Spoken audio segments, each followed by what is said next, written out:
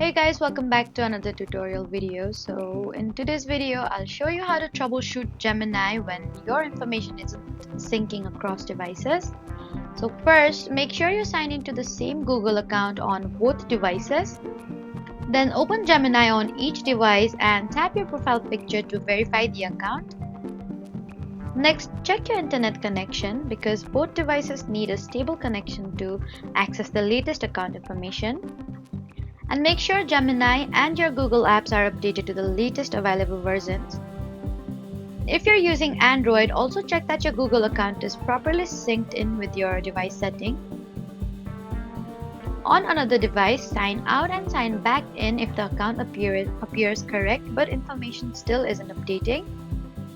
And you need to keep in mind that some Gemini features, conversation, and settings may depend on your account type, device, region, or Google's current feature availability.